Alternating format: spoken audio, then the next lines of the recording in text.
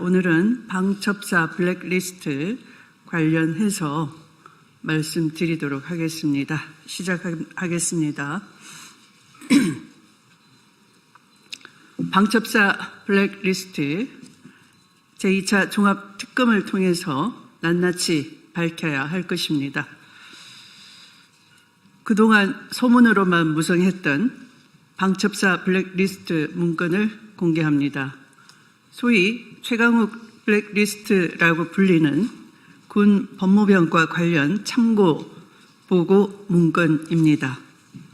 군 관계자에 의하면 여인형 방첩사령관 시절인 2023년 11월부터 2024년 11월까지, 그러니까 내란 준비 기간이었다고 할 수 있죠. 1년간 내란 준비하는 그 시기에 총 700건이 넘는 방첩사 블랙리스트를 작성했다는 것입니다.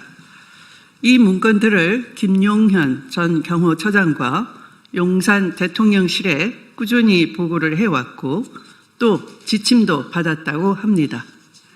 방첩사 블랙리스트는 지난 1년간 공수처, 특검, 국수본에서 수사를 했으나 어떤 이유에서인지 공개를 하지 않았습니다. 왜 공개를 하지 않았는지도 2차 특검을 통해서 낱낱이 밝혀져야 할 것입니다. 군내 기득권이 장난과 방해가 아닌지도 밝혀져야 할 것입니다. 1980년 전두환 보안사 시절에도 인사검증 이유로 현역 군인에 대한 세평 수집과 인사에 개입했고 불법적인 민간인 사찰을 자행했었습니다. 그런데 2023년 여인형 방첩사에서도 블랙리스트를 통해서 군 인사에 개입하고 민간인 사찰을 부당하게 불법적으로 한 것으로 드러난 것은 매우 충격적인 일이라 할 것입니다. 여인형 방첩사는 방첩사 인원뿐만 아니라 일반 군인에 대해 문재인 전 대통령 측, 호남 출신, 민주당 성향, 이렇게 세 가지 지표를 두고 이를 기준으로 목록을 정리하는 블랙리스트도 작성했다고 합니다. 하나 예를 들면 A 대령은 업무 능력이 뛰어난 것으로 평소 잘 알려져 있지만 문재인 정부 행정관 재직이라는 이유로 진급이 제한되어 왔다는 식입니다. 블랙리스트를 작성한 곳은 방첩사 신원보안실이었습니다. 방첩사 내부 인원에 대한 정보 수집 권한 기능이 없음에도 불구하고 현역 군인을 포함해 민간인에 대한 이런 불법적인 문건을 수백 건 작성하고 용산 대통령실에 보고를 했다는 것입니다.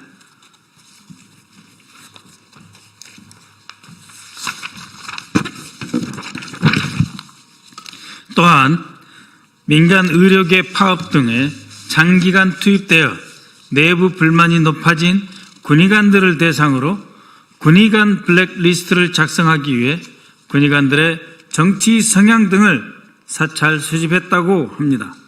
그 외에도 전현직 장군 블랙리스트, 여인형 육군총장 계획안, 방첩사, 사이버사, 정보사 등 군 정보기관의 사이버 정찰 문건, 국방부 출입기자단 성향 분석 문건, 광주 또는 순천 등 호남 지역의 특정 고등학교 출신 현역 군인 목록도 작성해서 보고했다고 합니다.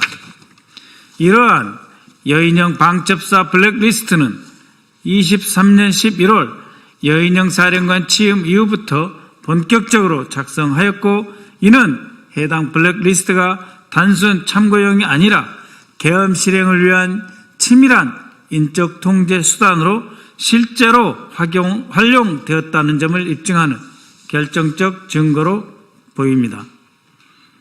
출범을 앞두고 있는 2차 종합특검에서는 여인형 방첩사가 어떤 경위로 이런 불법 문건을 만들었고 누구에게 보고했으며 실제 어떻게 실행되었는지 그 실체를 확실하게 밝혀야 할 것입니다.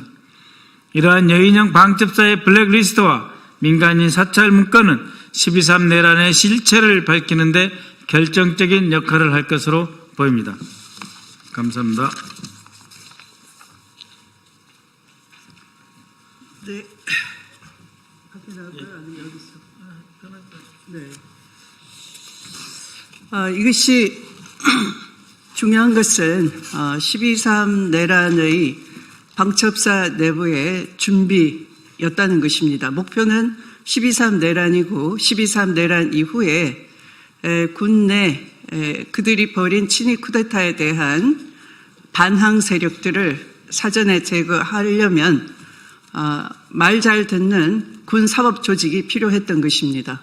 군 검사와 군 판사들을 말 잘 듣는 육사 출신으로 일사불란하게 포진해 놓고서 계엄을 준비하려 했던 것으로 보이는 것입니다. 그래서 이 거대한 내란의 모의, 기획, 또 내란 이후에 군내 통제를 위한 군 사법 작용을 위한 그들의 조직을 미리 준비하기 위한 치밀한 계획이었다는 점에서 이것은 특검을 통해서 2차 특검을 통해서 반드시 규명되어야 하는 것이고, 바로 이러한 점은 1차 특검이 간과한 아주 중대한 실수라는 것도 여러분께 다시 한번 강조를 해드리고 싶습니다.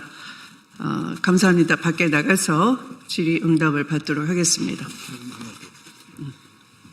네, 앞에 서두에 추미애 법사위원장님이 강조하셨습니다만 한 번 더 강조드립니다.